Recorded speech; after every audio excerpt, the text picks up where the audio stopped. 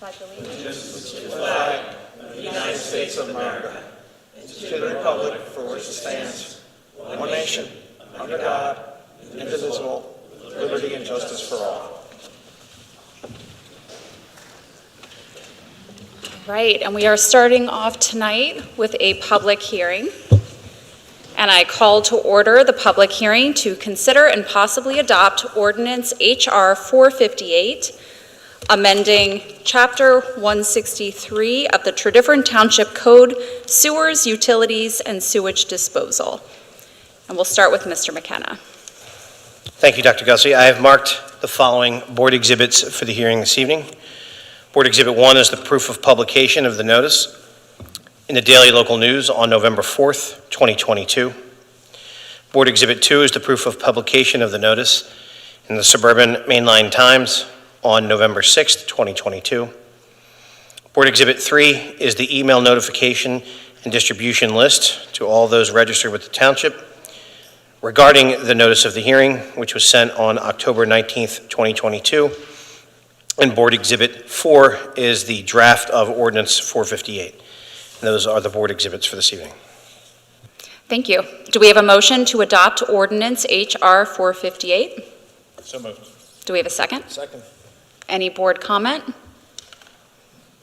Any public comment? All right, hearing none, this is a roll call vote. Supervisor Miller. Aye. Supervisor Humble. Aye. Supervisor Holt. Aye. Supervisor Wysocki. Aye. Supervisor Freed. Aye. Supervisor Basker. Aye. And I vote aye. Motion carries. Thank you. I'm going to close the public hearing. And I call to order the public meeting, and we will begin with announcements. The start of the winter recreation program that was scheduled to begin on December 3rd will be delayed to December 10th due to a staffing shortage.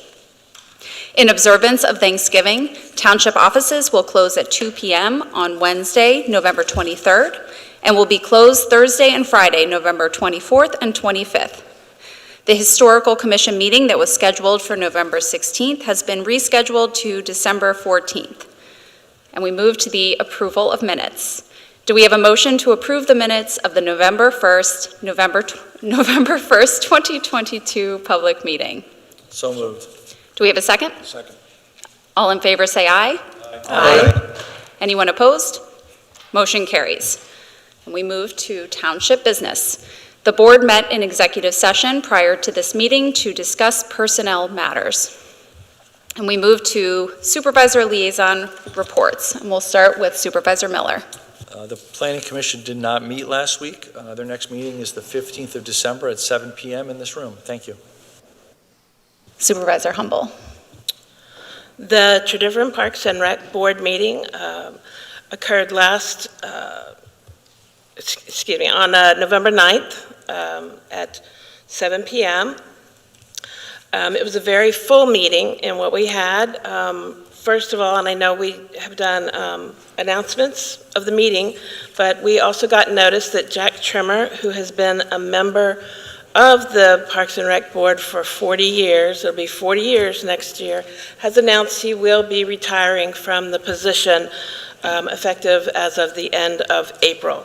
So in addition to us wanting to plan something nice for his retirement and in terms of a plaque and a bench dedicated to him, we want to put it out there that there will be another position on this board that will be available if anybody is interested in serving.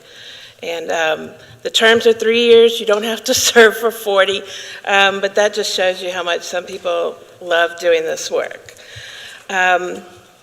Additionally, on December the 3rd will be the Township's tree lighting with a food truck and beverages. This is all being paid for by the Tredyffrin Parks and Rec Foundation. If you recall, last year was the first year that we did this, and so this year it's going to be bigger and better. We're going to have additional different lights and music, so we encourage everybody to please come to that. With business, the board heard about a new update from this group who has been seeking to have a disc golf course installed in Wilson Farm Park. We did inform them that Mr. Burgo, our township engineer, has concerns regarding the water runoff at that area, and also discussed that there are other close disc golf courses in the area, such as Downingtown and Phoenixville, which already have them. We did tell these individuals that we would ask Mr. Burgo to write up a report with his concerns that we could put forth for them so they'd know exactly what was going on.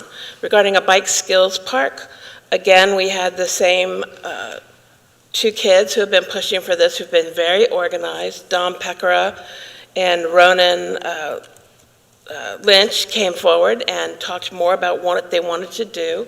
Last month, members of the Parks and Recreation Board had formed a subcommittee and walked the proposed area at Mill Road Park, and they had members of the EAC walk it with them.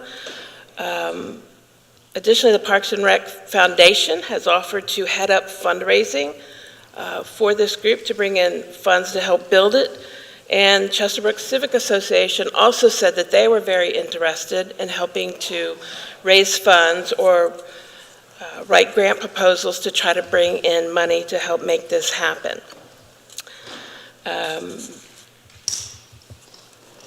On new business proposed, there's an Eagle Scout prospect who had approached about wanting to renovate the Wilson Farm Park sign at the Lee Road entrance to the park. So that is something that we're still considering. And let me see, there was also discussion about how extra fees in lieu that are coming from the apartment complex being built at Contention Lane and Sweetsford Road, how they might be spent for the closest parks, those being LED Park, D'Ambrosia Park, as well as Tea Garden Park, as well as the group was very generous about wanting to perhaps spread some money around to other parks that don't have as much, such as to Woodbine Park for a new working water fountain that they would need, or to Friendship Park to help pay for some improvements there as well. I know a lot of people have asked about deer management in the township and why are there so many deer. And just to remind everybody, we do contract with personnel who come into the parks at certain times, and they are licensed to do this with the township. And they cull approximately 2,000 deer each year. So, you know, we still see a lot, they're taking a lot. And then we had an individual who had come to a meeting in October to express her interest in serving on the Parks and Recreation Board, Ms. Portia Trisdorfer. So we would like for the Board of Supervisors to set up an interview with her to come forward. And additionally, the board voted to recommend the bike park individuals make a presentation to the Board of Supervisors about what they're trying to do, what they've seen so far, approximate cost, how they're trying to raise funds, and that they would come with at least 2 Parks and Rec board members to present, plus 1 EAC member to accompany them to answer any questions or to present information other people may not have thought about. So Winter Rec starts on December 10th at Valley Forge Elementary School. There's 80 kids signed up, and we're all looking forward to it. So that concludes my report. Thank you. Thank you. Supervisor Holt? No reports. Supervisor Wysocki? Thank you, Madam Chair. The zoning hearing board met on October 27 and November 14. At its October 27 meeting, the board heard 4 residential matters and announced decisions in those 4 matters at its November 16 meeting, approving 2 setback variance applications and 1 fence height variance application, and denying impervious coverage variance and setback variance applications to another property owner. The zoning hearing board also heard the following appeal at its October 27 and November 24 meetings. And that is the appeal of the Tredyffrin Easttown School District relating to the school district's property located at Old State Road and Cassette Road. That's the former Doyle and McConnell nursery property. It's in an R1 residential district, and the school district is seeking 2 special exceptions and 7 variances to permit the use of the subject property for athletic fields and related facilities consisting of 2 lighted turf fields, a grass practice field, a softball field, maintenance building, equipment building, and other related improvements. There was a detailed presentation of the district's case by the school district, its council, and other representatives. There was extensive questioning by resident parties, and the hearing went until 11 p.m. on both evenings. That's the October 27 and November 14, and was continued until the zoning hearing board meeting of December 14, when the ZHB hopes to wrap up that appeal. So the next meeting of the zoning hearing board is on December 14. Thank you. Thank you. Supervisor Freed. Thank you, Madam Chair. So as was mentioned during the announcements, the Historical Commission meeting that was scheduled for November 16th has been rescheduled to December 14th. So there was no meeting this month of the Historical Commission. I do, however, have a motion for the appointment of 2 members to the Historical Commission, Mark Dixon and Ernani Falcone. So I'd make that motion. Do we have a second? Second. Any discussion? Any public comment? Good evening. Hi, I'm Rob Williams, the chair of the Historic Commission. We are excited to invite Mr. Dixon and Mr. Falcone to our ranks and endorse them fully for your approval. Thank you. Any other public comment? All right, hearing none. All in favor say aye. Aye. Anyone opposed? Motion carries. That's all I have. Thank you. All right, thank you. Supervisor Basker. So the Environmental Advisory Council met on Tuesday, October 25th. There was a resolution to join the pacleanenergy.com, and this is basically a website where they maintain resources, articles, and other resources. So the EAC has drawn on that site and has contributed to it, so they'd like Tredyffrin to be listed on that. So unless anyone objects at this point, I'm going to ask the staff to basically get us listed on the site, and the EAC will handle the interaction with the site. There is no cost associated with this, though at this time. In the future, there might be, I suspect, a small contribution towards maintaining the website, but it's basically just a repository of information.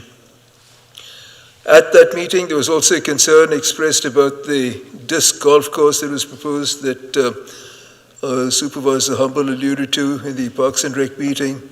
And in the EAC meeting, the concern really had to do with bird habitat and the disc golf course. On October 23rd, there was a bird survey in Krabby Creek Park, and they found, or basically logged 11 bird species in that walk. There was also a treatment for invasive plants completed at Krabby Creek Park and Wilson Farm Park. The EAC is working on resources for education on the plastic waste reduction ordinance that we've passed. And they are also one of them is planning to have a meeting with Euclid Township about their experience with single hauler and what we can learn, because we've asked our staff to do a report on single hauler for Tredyffrin. There is a rain garden program with the potential, in collaboration with the Library Board of Trustees, for the Essential Foundation, which is essentially the foundation associated with Aqua. And this is for an educational program on water quality. So the EAC will be working with the Library Board to see what they can do to put together a program. The next meeting of the EAC is Tuesday, November 29th at 7 p.m. Moving on to the Library Board of Trustees. The Library Board of Trustees met on Thursday, October 27th. The Stratford Library has resumed its normal operating hours and is now open 1 to 5 on Sundays. There is a continuing need to replace staff at Paoli Library. A couple of the staff have moved on. We're trying to hire. We have bids posted for the roof and HVAC project work at Stratford Library. It certainly is in need of that. And talking about library access, in-person access in 2022 is about roughly twice what it was in 2021, but it's still below pre-pandemic levels. And e-material circulation, so overall circulation is above 2021 levels, but still below pre-pandemic, except e-material circulation continues to increase year on year, every single year, and right now, about 29% of all circulation is actually e-material circulation. And Paoli is also, seeing very similar types of increase in attendance and circulation. And they're also looking to start an English language learners program. I guess this used to be called English as a second language, but these days it's called English language learners. There's an annual appeal for the Library Foundation that's going out. There was some discussion about establishing a task force on future facilities needs for the library, because the Stratford Library certainly is short of space, and they're looking at options, and they want to see so they're talking about, do we make a committee? And I said, no, don't make a committee, make it a task force and model it on the stormwater task force, because you're going to get more involvement from the residents if it's a task force rather than if it's a committee. So there's discussion about that. And there's continuing work on a collection development policy. So the next meeting of the Library Board of Trustees will be on Thursday, December 8th at 7:30 p.m. at the Stratford Library. And also they would like me to make the announcement that the Library Foundation, which is different from the Library Board of Trustees, still has 3 openings on the board, and they're really looking for people to step up and want to get involved. So that's my report, and thank you, Dr. Gussie. Thank you. All right, now we are going to move on to the 2023 final budget discussion, and we will start out with Mr. Draco. Thank you, Madam Chair. I'll go our major funds, fund by fund, so I'll start with general, then I'll go to sewer and finish with stormwater. I'll lead with the final tax increase in the 2023 budget is 4.4%. That's down from the preliminary budget of 5.75%. The way we were able to accomplish this was, the leading factor was we made an adjustment to our interest income assumption.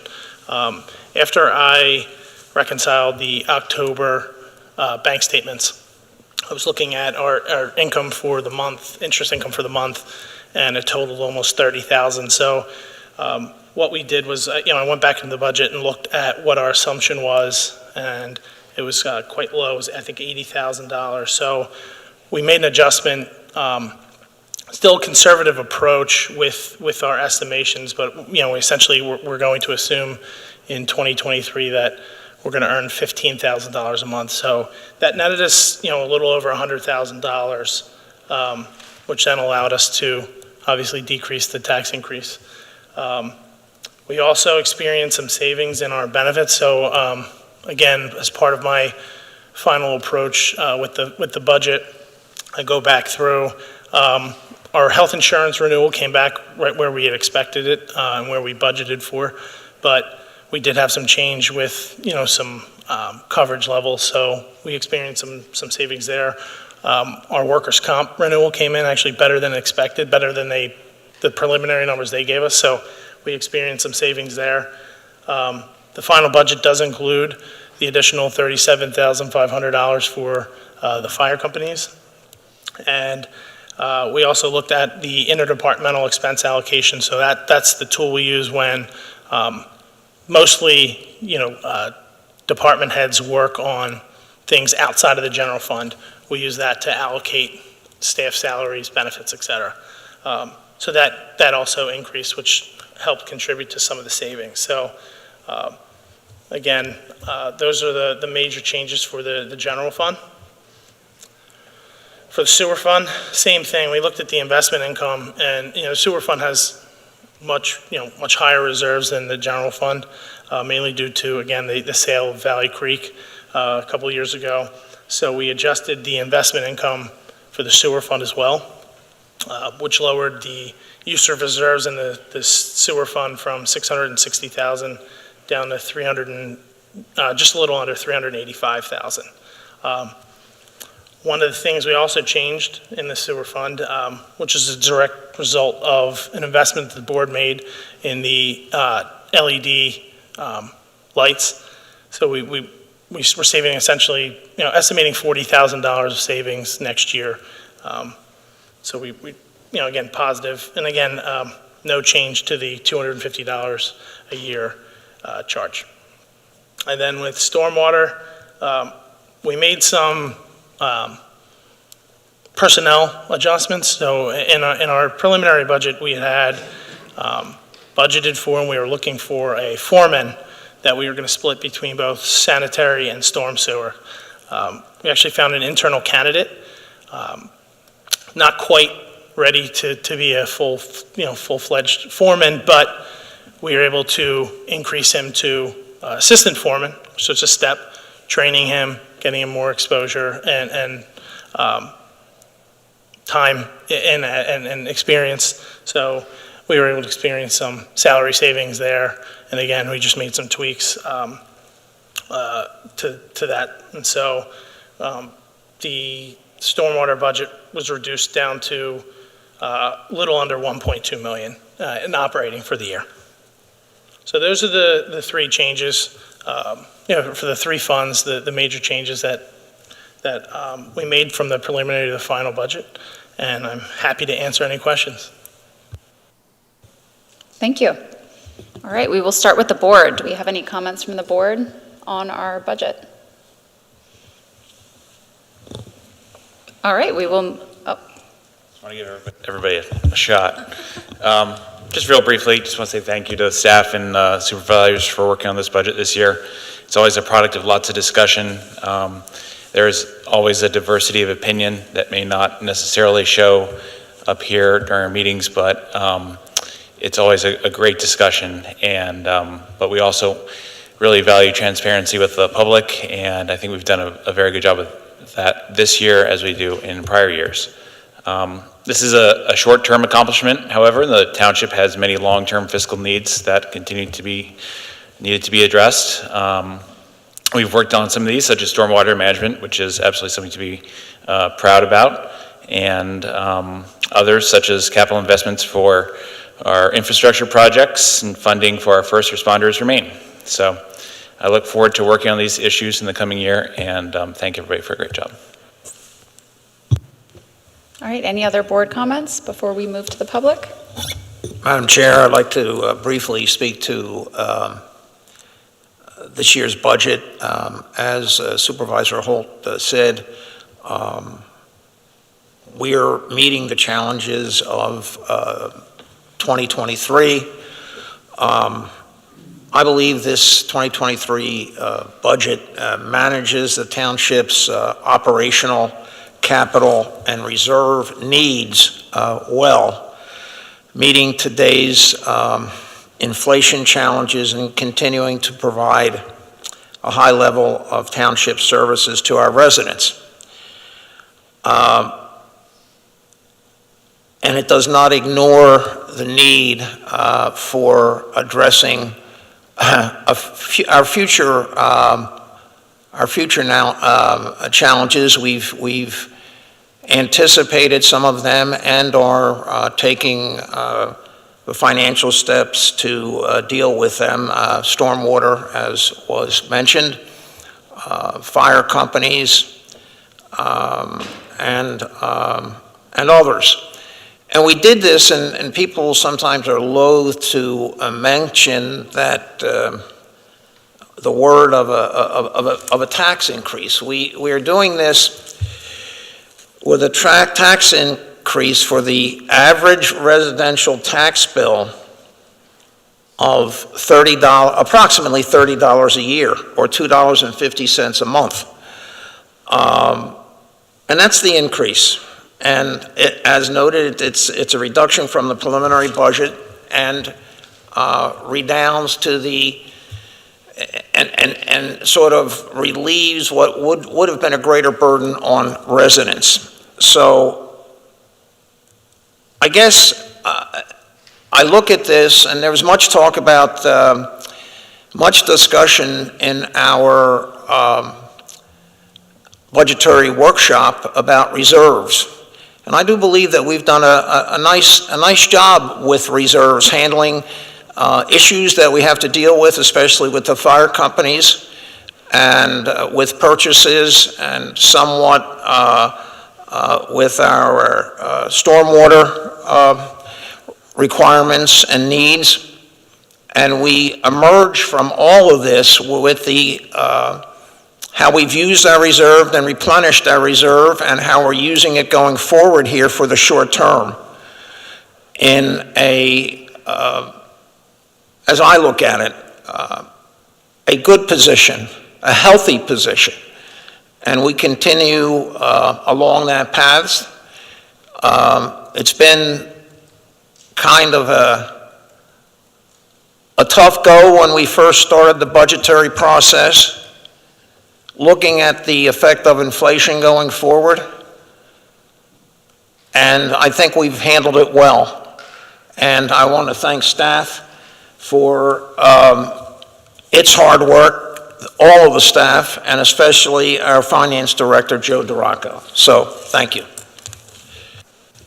Thank you. Any other board comment before we move to the public? Go ahead. I'll keep it short, but I would just, this is my first year going through the budget process. And I would echo a point that Matt made, which is that there's a lot of discussion. This is a big project. I mean, it takes a lot of time, a lot of work. There's a lot of very thoughtful, intense discussion that goes on. Because I think, as you've heard me say before, some of the magic of Tredyffrin Township is we provide very, very, very good services at a pretty reasonable price. I mean, the average tax bill is still $600. This increase is like a $26 average increase across the township.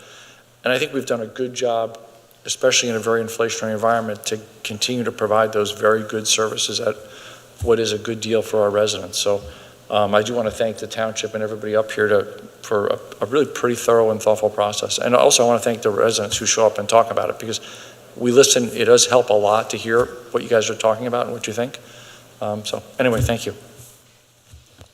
Thank you. Any other board comment? All right, we will move to public comment. Does anyone want to speak tonight? I'm thinking one of you two wants to.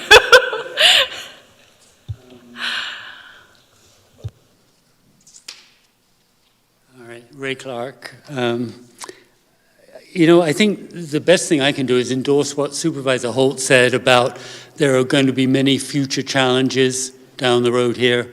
That we've clearly got something that kind of manages 2023.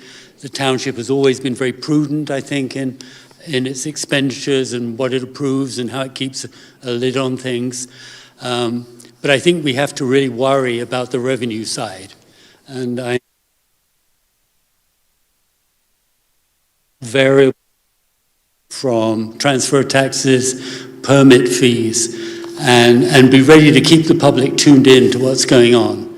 Because, the signs are that is probably our one risk. So that would be my one piece of advice. I think we're very fortunate that over the years we've built up reserves, and that speaks to the prudent approach that previous boards, current board have adopted.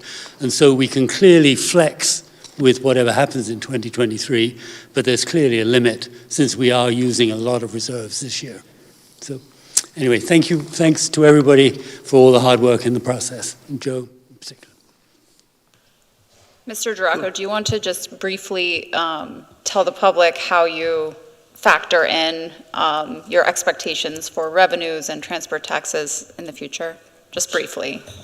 Yeah, I have a crystal ball. Now, one of the things that's very difficult with, and I'll start with transfer tax, is that is just, you don't, we have no control over it. And so what I've done this year is, again, I looked at where we've been the last couple of years, and we're in a very, positive environment for home sales, and,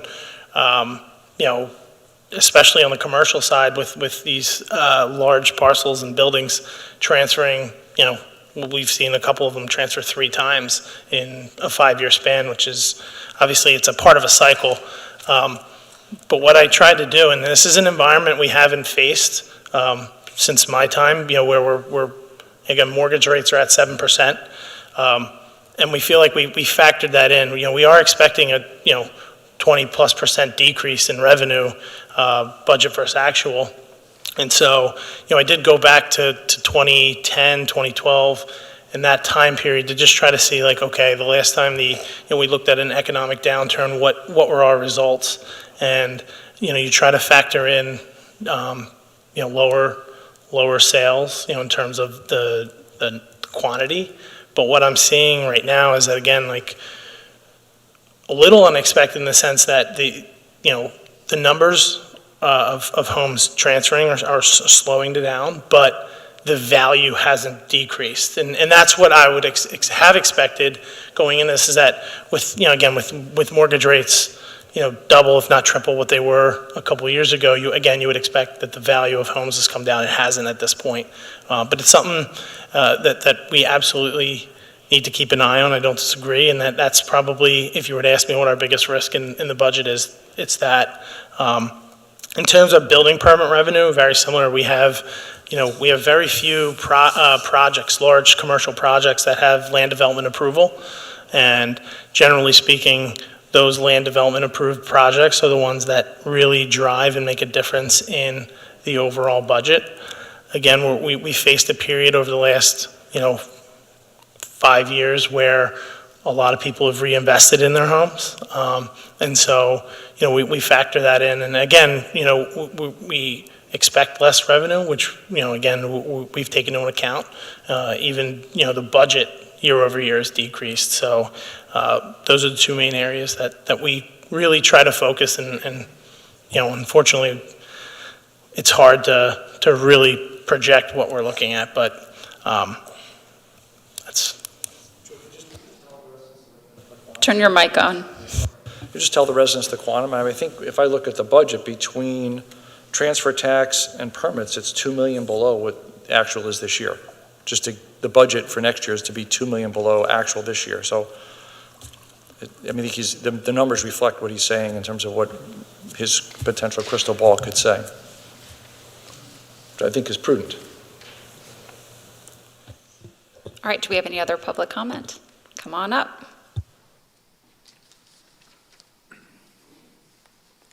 Good evening, everybody. Mike Heberg from Berwyn.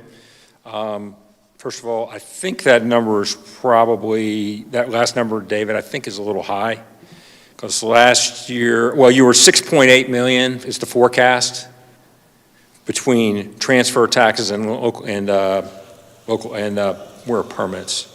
Yeah, real estate transfer tax, the forecast. Are down $1 million, right? Transfers are down $1 million. Transfer tax is 5.4 million forecast versus 3.8 budget, so 1.5 million. Oh, that might be it. Well, that's not, I guess, maybe there's an updated figure on the forecast. Budget, yeah. Yeah, if you go on the final budget that Okay. that I posted, I Is it new? updated the forecast. Okay, cool. All right, so, first of all, thanks to to Joe Duraco, Bill Martin, Julie, Murph, I guess Chief Beatty for the workshop last week, Thursday. It was very worthwhile. I appreciate you all doing it, answering a lot of questions. My concerns are, first of all, it is still a very large use of reserves.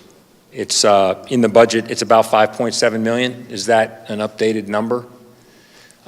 So still a significant use of the township savings account.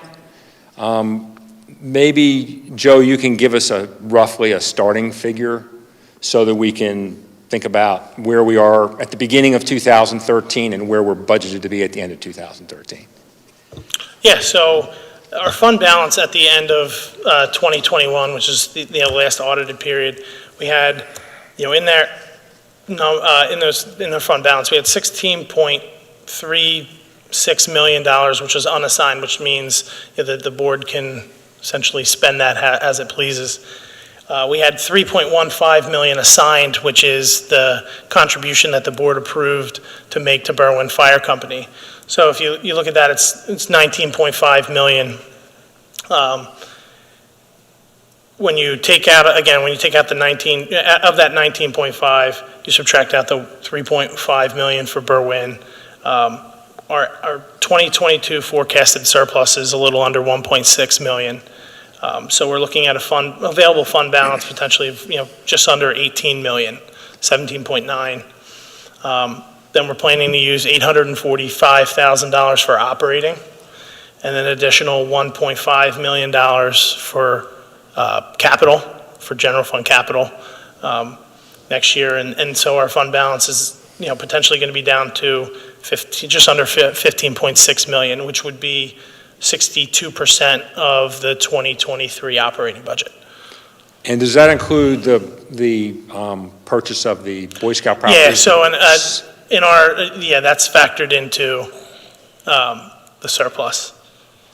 But so I thought the surplus basically offset the Boy Scout property. Yeah, if we were to transfer that into capital. Okay, so I guess I'm a little bit confused, but we are going to spend 5.7 million according to what's in the budget. Yeah, 5.5 million of reserves in 2023. And if you look at the 2024 capital plan, the capital plan calls to spend 2.9 million in 2024. So these are very significant draws on the township's savings account. And that concerns me because that, as has been pointed out here, that has really buffered the township's finances over a number of years. Those reserves were built up through a combination of a very healthy local economy, which I think could be in question, not for anything specific to Tredyffrin, but the fact that mortgage interest rates are 7%. I think a 20% decline in transfers is probably conservative, but it could be worse than that. I mean, I served on the board when transfers were half this, when building permits were half this amount. So, there is risk to that. And the other thing that's helped the township in the past has been expense control. And I haven't heard any real concentration on what can we do to save expenses. So I went through a few of the categories within the expenses, and there's some pretty stunning increases, and I find it hard to believe that there's no opportunity to save any money. Training, seminars, and travel up 81%. Supplies up 34%. Communications, advertising up 39%. Electricity and gas up 60%. Water up 55%. Repairs and maintenance on the grounds up 51%. Other services and charges, miscellaneous, up 69%. So there's some really big, increases projected budgeted in 2023 compared to 2022. And I haven't heard any conversation, I haven't seen any significant, the only real change in expenses from when the preliminary budget was released were the reduction in premiums for health care and those items, which didn't really didn't really demonstrate to me there was a whole lot of sharpening of the pencil to try to cut these costs. And I think that we're dealing in a situation where individuals are under a lot of financial pressure. This is not an easy time for people in this community, especially for folks that that are anyone here has been in, know people and has seen people. I mean, there's some of these tax increases, while they might seem relatively small, are pretty significant to a large number of our residents. There's a large number of our residents for whom, a $30 increase on top of everything that they're paying for food and gasoline and all the other bills, school taxes, everything, go across the board. And then they're looking, down the barrel at a $230 stormwater fee in 2024. They're looking at a significant increase, probably, if you look at where this is headed, because you can't continue to draw on reserves for the 2024 operating budget and capital plan and all the various things. I think the average resident could very well be looking at what they pay the township for their taxes plus the stormwater fee, going from $600 a year to $900 a year in the space of 2 years. And I think that, I guess I'm disappointed that there hasn't been more focus on the expense side, because I think that's important. I think that there's certainly a lot of things in here that are great in the expense side, but sometimes you just can't afford to do everything.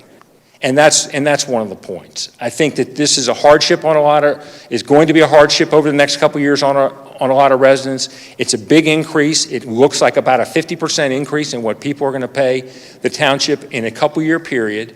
And I didn't see a lot of attention paid on the expense side. And that's something that I think you all could continue to do, is look down and say, do we need this? Can we afford to do without this? Is this something that can wait? And I didn't really see a whole lot of that. That's just my point. I want to speak up for those people in the community that don't come to these meetings, but are going to sit down, and they're going to see a nice, a significant increase next year, and it looks like they're going to see a very significant increase in 2024. And I just think it's important to keep an eye on those folks, because they're the ones. All this money is the residents' money. It's the business's money. They're the ones that are the source of all these funds, and I think it's important to always keep them in mind. Thank you. I'll just respond briefly to the use of reserves. I do just want to point out to the public, I know you know this, but that $5.7 million, that is not something that's going to be recurring. The $1.8 million was for the Boy Scout property, a one-time purchase for a substation, which is needed, and the $3.15 million was for the Berwyn Fire Station, which is a decades-old need. So it's not something that's going to be repeated. And you mentioned the capital plan. But hold on a second, just one second. The 1.8 is not included in this year's. Okay. That was last year. Right. Okay. Right, current year. Okay. But those are two purchases that make up a huge chunk of that one-time thing. And the capital plan going forward, we're constantly looking for grants. So, a lot of those capital projects are contingent on getting grant funding to help. Right, I understand that. I'm pointing it out to the public. No, I know you were at the I workshop, right, and but I think that, it is still, if we get the grants, it's still going to be $2.9 million in 2024, even with the grants, right? So it's going to be, and part of it is, as you look at the capital plan, the amount of money that you budget to spend on capital projects next year is 4 times what you intend to spend this year. And so part of the expense side of things could be a realistic look at the capital plan. The capital plan calls for over $12 million in spending in 2023, and you spent $3 million this year. These projects are really hard to do. I looked at the presentation that I think Steve's going to give next about the Pew Road Calvert replacement, right? And to do these projects takes a lot of time. It takes a lot of staff time. It takes a lot of energy. You've got like 6 or 7 projects of that size that are in the budget for next year. And you did a couple, and you could do a couple this year. So I don't really see where the bandwidth is to do as many of these projects as you think you're going to be able to do.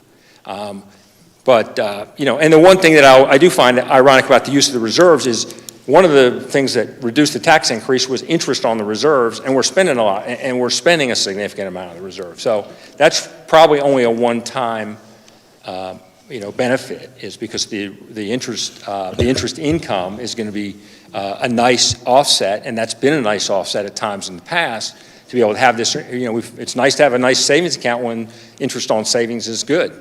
And right now that's the case, and it helped reduce the tax increase this year. But if you spend a lot of reserves, you're not going to have that interest income in 2024.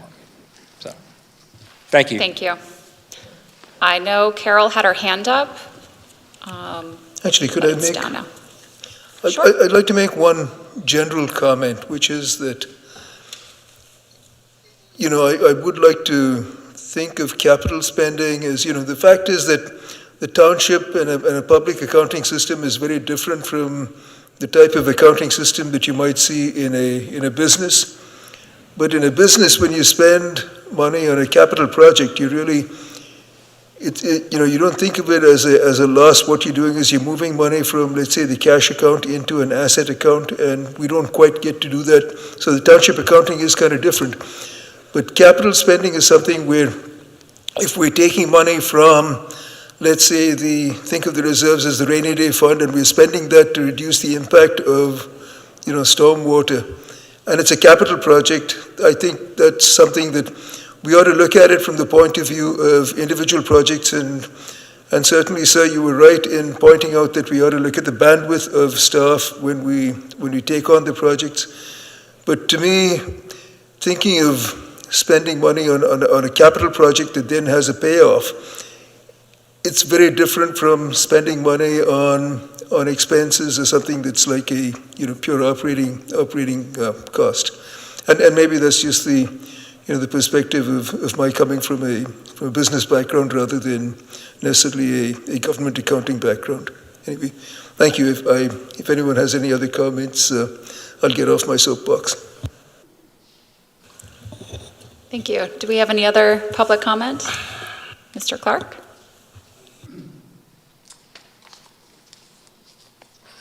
Mike touched on something that's kind of important that tends to get lost. Now we're separating out stormwater fund and a general fund. That the money that the township is spending is going up. It's going up quite a lot. And obviously, as someone who's been heavily involved in the Stormwater Task Force, I believe that's a good direction for the township to go. It will benefit the residents. But it's going to be really important that just as you keep on top of this variable income that we spent a lot of time talking about just now, where is that stormwater fund money going? Where show residents what the benefits are. And obviously the Puro culvert is one example of it, the infrastructure thing. And I think it's great that we talk about that, we look at the great pictures that Steve's provided in his report and so on, and keep that kind of thing coming so that the residents can really see the benefit. And one thing to Mike's point, it's kind of a little thing, but maybe to the extent that the stormwater fee is levied based on contribution to impervious surface and contribution to runoff and contribution to the problem, maybe then the effect is going to be borne more by people who perhaps can afford to pay it. So let's, obviously the process with Jacobs this year is going to identify what that fee looks like, but one would hope that it would reflect the contribution to the problem. Thanks. Thank you. Any other public comments? Okay. Madam Chair, can I just say yes. one thing? Mr. Heberg sort of pointed out, I want to say we take into consideration public concerns here. The effects of all of these decisions, everything we put into this budget, we take that into effect. What's the impact on the public? How's that going? Is this going to be a burden? Is this going to help? And how? And how much? And I just wanted to make that clear because there was sort of a statement that, perhaps we didn't take into account the effect of all of these spending decisions. Some of them can be explained easily. The fuel and the salt and the other expenses by inflationary factors. Others, I'm not sure. Training, but we did look at all these and their effect on the residents. And one of these I know, and you talked about the effect of whatever tax increase that came out of this or comes out of any budget. If there's a tax increase, has different effects on different folks in the township. And we're aware of that. And that's why when we looked at this, and Joe took a closer look at our interest income, and we thought about it, we said, you know what? We can reduce this increase from 5.75 to 4.4, even though small, but it's helpful to our residents for this budget in 2023. So I just didn't want it to get lost that the impact on our residents is the top of our minds as we look at this budget, when we talk about this budget in the Finance Committee, when we talk about it among ourselves. So I just wanted that to be clear. Great. Any other comments? I just have one more comment. I'm sorry, I'll be quick. Sorry.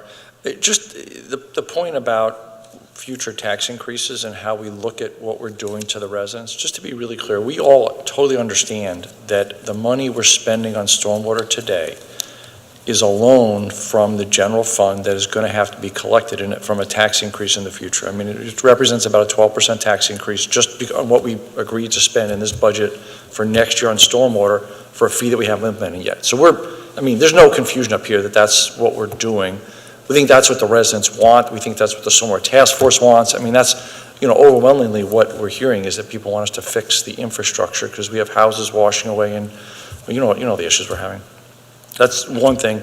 A lot of the examples of specific line items, I mean, I tortured Joe. I think he could testify to that. And it was nice torture, though. On every friggin' line, and on almost every one of those cases, their examples were price takers. We just, like, salt is salt. If you don't want us to salt the roads, we don't have to salt the roads. But, I think we need to salt the roads, and salt went up by 40%. Those are a lot of the examples of what's built into here. So we're trying to be pretty careful in how we spend the money, just so you guys understand that. And the other thing is the budget isn't static. It's not like we put this together and these guys just execute. One good example would be that in 2022, we started with a neutral budget. We bought a piece of property for $1.8 million, and we generated a surplus that actually paid for that piece of property. And that's just managing throughout the year. So it's not like we're going to just execute this and spend the money and it's going to just click along. As things change throughout the year, these guys, I'm pointing to Joe, but Bill isn't here tonight, they do manage and make changes along the way. So anyway, just want to point that out to everybody, that we try to be pretty careful stewards of what we're doing up here. Thank you. Thank you. Yeah, and one of the things that I think we do struggle with is that, let's say in a typical business type situation, you make an investment, you spend a bunch of capital on, let's say, buying a building, and then, you have the rent on the building, and you can do some sort of a risk-adjusted interest rate of internal rate of return calculation and to justify that capital expense. The problem we have when we make a capital expense on, let's say, some stormwater reduction, and if as a result of that in the next two storms we save, some number of residents from being flooded out of their homes, it's hard to put a dollar value on that to get an internal rate of reduction on that and kind of treat this as a pure financial calculation. So I think that, the point that we're making capital investments in stormwater and eventually it's going to come out of a stormwater fee. That stormwater fee in some sense has to be thought of as that equivalent to or analogous to the rent that you get when you buy a building and you invest the capital in the building. But it's hard to actually, do that in a purely mathematical sense, and it's hard to, put a dollar value on someone who doesn't get flooded out of their house as a result of, managing stormwater somewhere upstream. All right, any other comments? All right, we have two motions related to the budget. The first is a motion to authorize advertisement of the public hearing on December 19th, 2022 for Ordinance H.R. 462 to approve the Tredyffrin Township final budget for the fiscal year 2023. Mr. Draco. Thank you, Madam Chair. This is just a requirement under our charter that we approve the budget via ordinance. There's really not much to say other than that. All right, do we have a motion? So moved. Do we have a second? Second. Any board comments? Any public comments? All right, all in favor say aye. Aye. Anyone opposed? Motion carries. All right, the next motion is to authorize advertisement of the public hearing on December 19th, 2022 for Ordinance H.R. 463, fixing the rate of taxation for real estate in Tredyffrin Township at 2.62 mils for fiscal year 2023. Mr. Draco. Same thing, just a requirement under our charter that we approve the millage rate as an ordinance. All right, do we have a motion? So moved. Do we have a second? Second. Any board comment? Any public comment? Hearing none, all in favor say aye. Aye. Anyone opposed? Motion carries. Now we will move on to the Pew Road Culvert Replacement Project update. Mr. Burgo. Chairman Gussie and members of the board, this evening we are going to do a quick presentation. Included in your packet was a memo giving an update on this project. Given that there's been a lot of talk tonight, just want to highlight some of the past history. This culvert was under design for a couple years. It suffered, this area, the roadway of Pew Road below the Hammer Hollow tributary of Trout Creek, has suffered from flooding and overtopping for a number of years, especially in big storm events.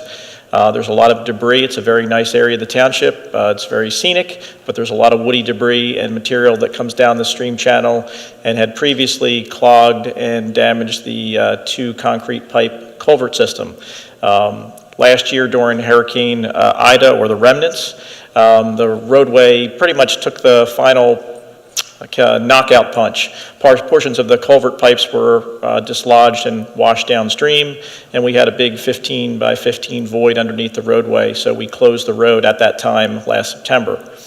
It's been closed ever since, and we've moved forward into construction earlier this year. So we want to give an update, and just as a matter, because we're talking about budget, this project is funded by the 2019 bond funding that we do have for this project, and we've also been seeking some reimbursement. We're hopeful, Chief Beatty and I are hopeful that some point in time, we don't know when, that we might get some money back from FEMA as well because of the damages that were incurred. So this is one of the projects we've identified as well. So we'll see, there's an opportunity there.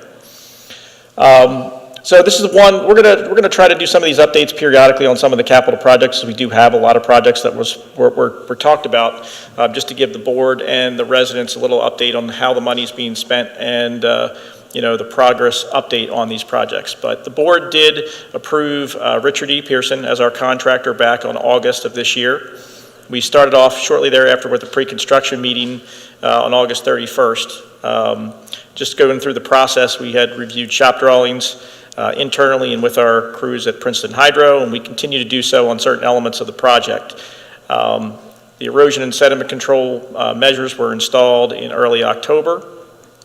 And then we really physically started construction towards the middle portion, October 17th, out on site.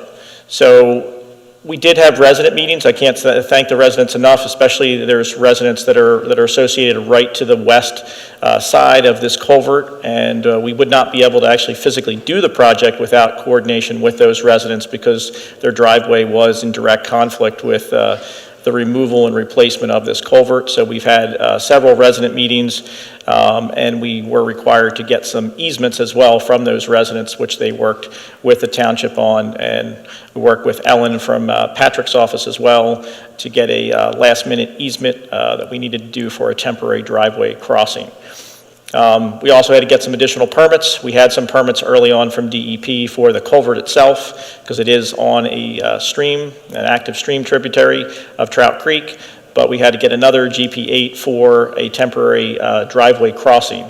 So in order to do that, as we mentioned, we had a driveway that needed to be relocated temporarily to provide access over Trout Creek so we could rip out, demolish the old pipes, and install the new culvert. So we did that, installed that on Halloween, and shortly thereafter they started getting into the full excavation of the project area, sanitary sewer work, encasement of the concrete encasement of the sewer line that runs underneath there, and then we started preparation. Ultimately, this is a really quick, the contractor's been working really well with the township staff so far. We did have the precast concrete delivered around the 14th of this month, and it was installed over a 2-day period. So just kind of going through some photos. One important thing with this project, this is a kind of not an everyday occurrence, but this is an active flowing stream of Trout Creek. There is a really nice healthy flow in this stream tributary. We did get permits from DEP, and we have a temporary cofferdam that's installed to back up the flow, and we pump around the site so we can work somewhat in a dry condition during this operation. If you look at the photo up on the right-hand side, there's actually 2 pumps that are here. We had actually, the first initial pump was there. It was just a little bit too noisy. It was okay during daytime conditions, but at night it was starting to get a little bit onerous for some of the residents. So we did hear from a couple of the residents, and we did talk with our contractor, and we got a noise attenuating insulated unit, which actually is a lot quieter in its operation when it's going 24/7. So that was installed, and it's been basically in use on key sections while we need to have the stream bypassed around the work zone. The temporary driveway, here's the picture up on the upper left. You can see this is the driveway that accesses 3 different residential properties to the west of our site, but it really parallels the culvert, which is right here. And in order to do that work, we had to really excavate in that portion of the driveway and the roadway, so it prohibited use of that during construction.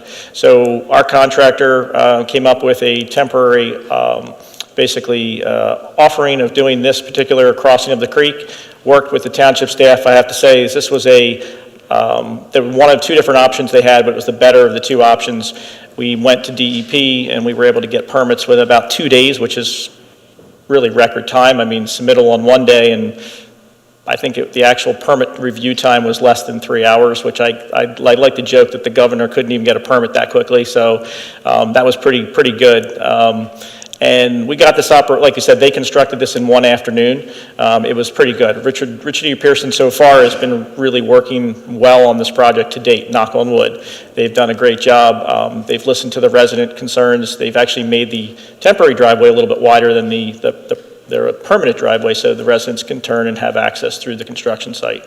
So far, so good. We've seen the residents, we've talked to them, they're being able to access this. That will be temporary as well. We're only going to anticipate having that until the end of the year, and then we will remove that for phase 2 of the project.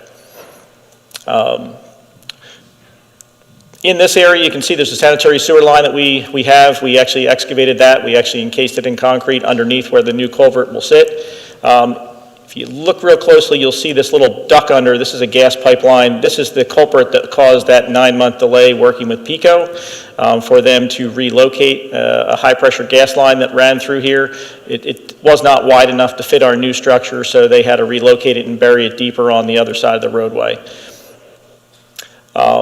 Prior to the remnants of what was Hurricane Nicole that hit Florida, we had already excavated and removed, done all the demolition work activities. The contractor came in and they actually installed a tarp and tucked down the upstream, downstream areas to protect the area where they were going to install the culvert the following Monday. So we managed to get luckily through that storm with no heavy rainfall and no damage, so that was really good at aiding the construction portion. So Turn to 1114, November 14th, the precast concrete sections arrived from both sections of West Valley Road and Valley Forge Road, had to be backed into the site and carefully unloaded. One thing you'll see, there's a lot of utility lines that are very low and overhanging, and we'll see that in another slide, but they started on the downstream section and worked their way backwards in the installation of the segments. Each one being placed in, survey to check the elevations of all the points when they were installing them. You can see these overhead lines that the excavator, they brought in a bigger excavator. They could not use the standard crane that they would like to have brought in because there was nowhere to set it up and maneuver these sections into place, so it made it quite onerous for them to have to work around these conditions, but they did it really well. There's 6 sections of the concrete, precast concrete new culvert pipe.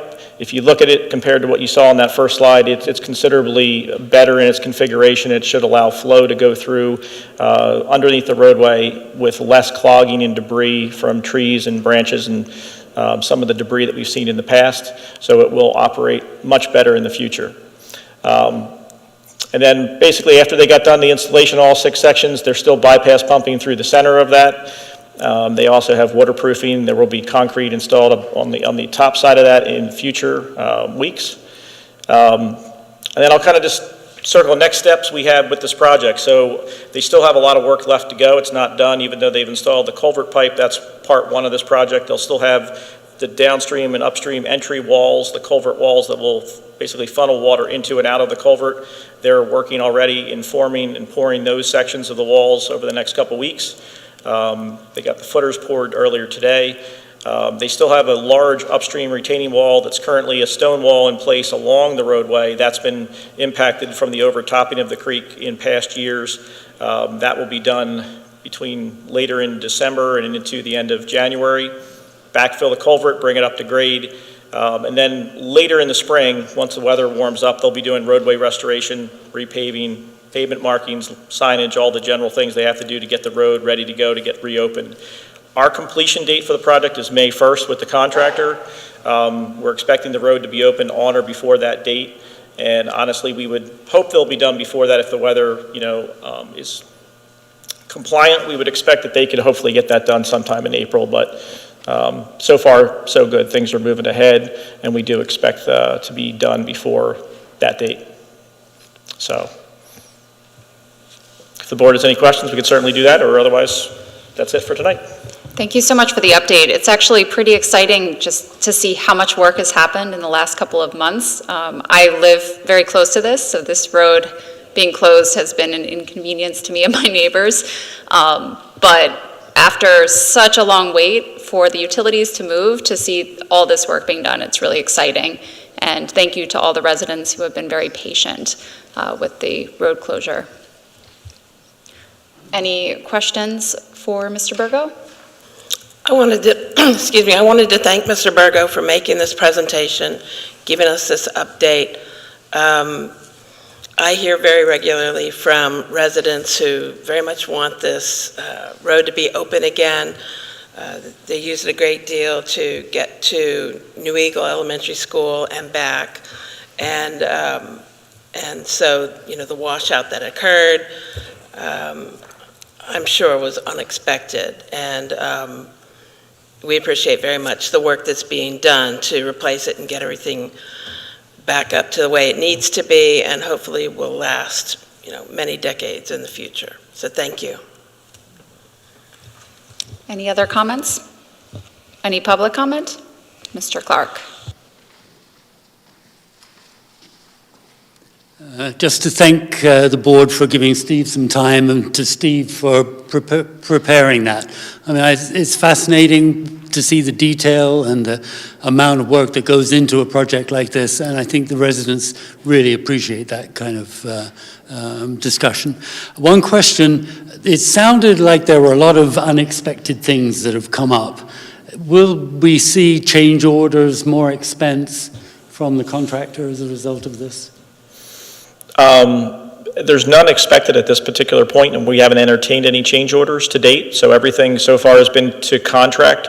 And even though they had to do that temporary stream driveway access, the language that we put into the bid document specifically required the contractor to provide access to that driveway in question as part of their bid to the township. So when we did have the initial, review of that, there were some questions about, well, this will be a time and materials change, and I was like, no, it will not. It will be part of the contract. So no, we're not expecting anything at this point in time.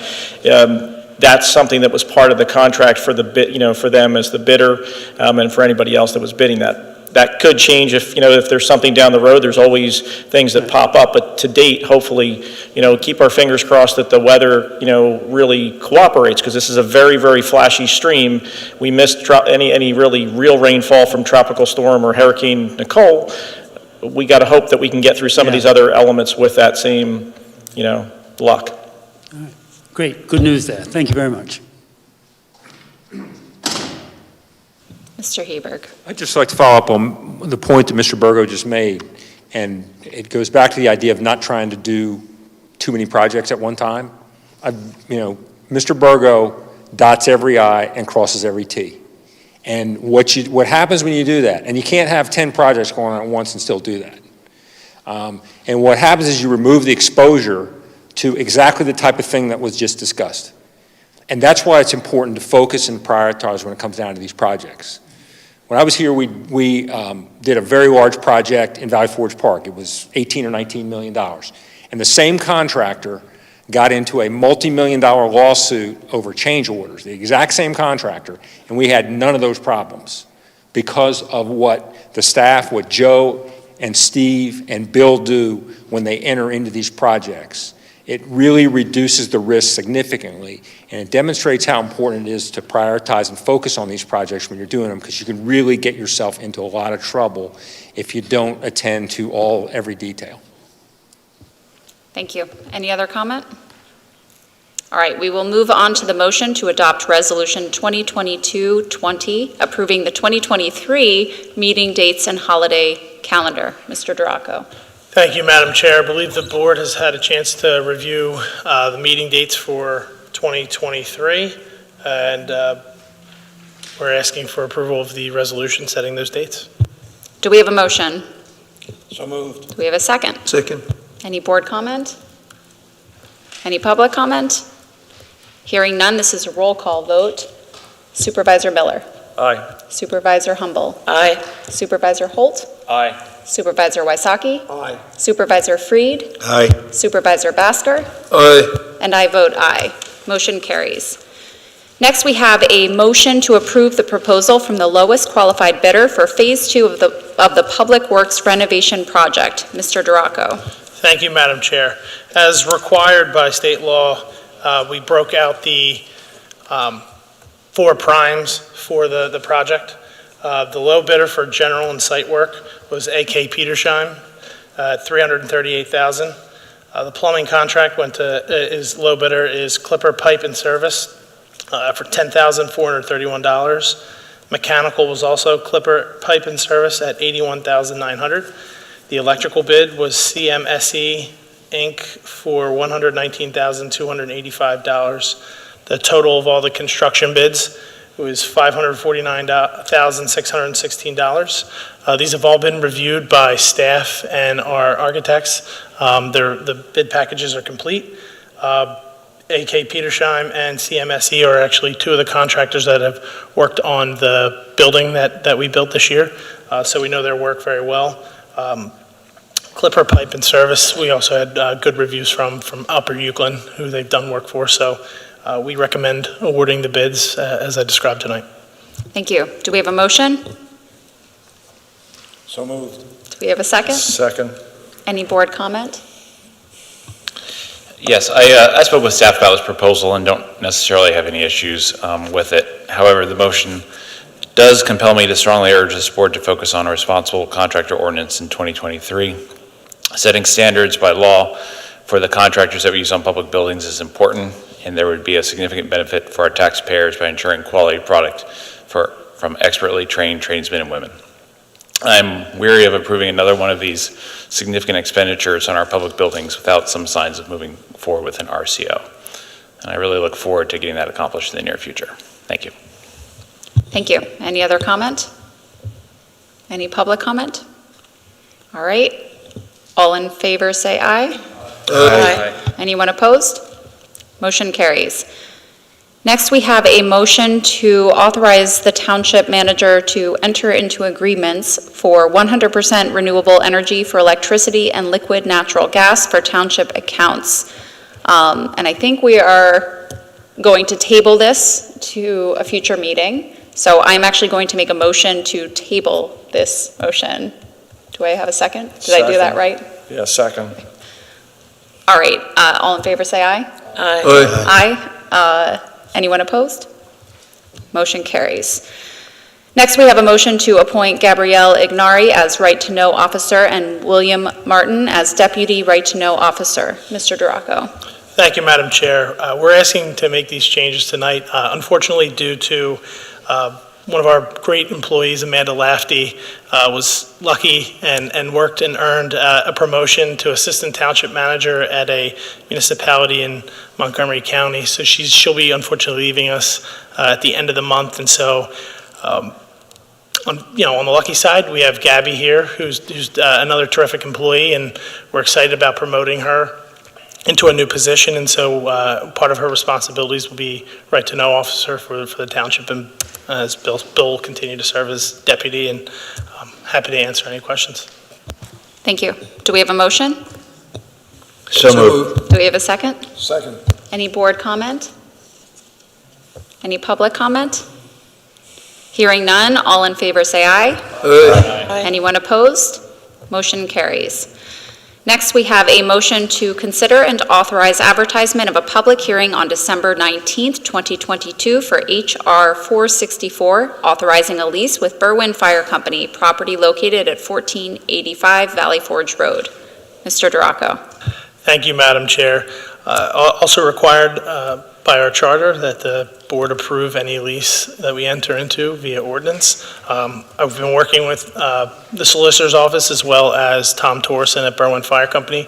The terms of the lease have been agreed upon by both the township and Berwyn, so this is a next step in that process. Thank you. Do we have a motion? So moved. Do we have a second? Second. Any board comment? Any public comment? Mr. Clark. I have to admit, I didn't spend much time looking at that, but it just seemed there was 2 pages of the ordinance in the online materials that referred to the details in an exhibit which wasn't published. So, like, is there a lease fee and what was? We did get the lease up there. It is on the website. Is there like a quick summary that? Quick summary is essentially it is the bottom floor of the building for the next year while they share the space with the Boy Scouts for $500 a month is their rent. Okay, thanks. Just for the 1 year. Yeah, but we wrote the lease so that way we can renew it without having to redo an entire lease and then go through the ordinance process again. So our expectation is that that lease will stay in place and, as long as they're in that building. Okay, thank you. And Joe, is it true that the Boy Scouts are out after the first year? Yeah, the Boy Scouts will be vacating the end of by November of 23 it'll be. And do we think Berwyn would take over the whole building at that point? That would be our expectation. Okay. Does that make sense, Ray? You would think at that point there'll be a new lease for the whole thing?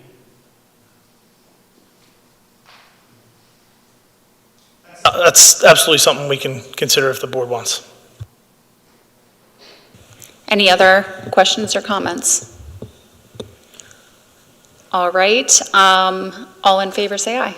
Aye. Aye. Anyone opposed? Motion carries. Now we move to escrows. And we first have a motion to authorize the release of $383,869.49 for Devon Preparatory School, balance remaining, it looked like a negative sign to me, so. $717,188.13, Mr. Burgo. Madam Chair and members of the board, this release request for Devon Prep is related to their current construction of the turf field, turning the baseball field into a turf field. It includes construction, stakeout, clearing, grading. Well, there's a lot of grading going on if you've driven by there, erosion and sediment controls, as well as construction of 2 large underground stormwater facilities that have been they're well along, but they're not finished yet, but they're well along in construction under the field. It has been reviewed by staff and our consultants, and we are recommending release in the amounts identified tonight. Thank you. Do we have a motion? So moved. Do we have a second? Second. Any board comment? Any public comment? Hearing none, all in favor say aye. Aye. Anyone opposed? Motion carries. And now we have a motion to authorize the final release of $156,044.45 for Woodland School Corporation, balance remaining $0. Mr. Burgo. Madam Chair, members of the board, this release request is a final release request. We've been working with the Woodland School for some time now just to wrap up they had one outstanding item. They did address that. It was related to the sanitary sewer lines that were installed, so they did test those, and we did get favorable results back of those. So we're recommending final release tonight to close out this escrow. Thank you. Do we have a motion? So moved. Do we have a second? Second. Any board comment? Any public comment? Hearing none, all in favor say aye. Aye. Anyone opposed? Motion carries. Now we move to new matters. Are there any board member new matters? Yes, Dr. Gussie, I wanted to state that on November the 11th, on Veterans Day, I had the privilege and the honor of attending the Veterans Day ceremony presented by the Tredyffrin and Easttown Veterans Association at the Berwyn Memorial Arch on Lancaster Avenue. I will say it was raining, and that did not seem to hold anybody back, and it was very well attended. It included the reading of General George Washington's prayer, a reading of the poem The Soldier by Rupert Brooke, which explores the bond between the soldier and his or her homeland, 6 Seconds to Live, an excerpt from a speech given by Lieutenant General John Kelly in 2010 about the strong character of Marines, their remarkable acts of bravery and selflessness and sacrifice at a moment's notice. And it concluded with the laying of a wreath at the monument by a married couple who were both members of the military. There were attendees from 4 branches of the military: Army, Navy, Air Force, and Marines, both male and female members. Was also attended by Berwyn Fire Company, who showed up to help with control on the streets, along with the Easttown Police Department. And I thought they did a terrific job. The whole event lasted approximately 30 minutes. Again, like I say, in the rain. I know we have many, many residents here in Tredyffrin and many members of our police department as well who served in the military, and we're very proud of them, and we always want to thank them for their service. My dad was a member of the Army and proudly a member of the 101st Airborne. So I always want to say thank you to him and everybody else who serves. Dr. Gussie, I think your brother is a member, is that correct? Yep, he served in the Navy. Yeah, so thank you. Thank you. Any other board member new matters? Any public new matters? All right, hearing none, do we have a motion to adjourn? So moved. Do we have a second? Second. All in favor say aye. Aye. All right, this meeting is over.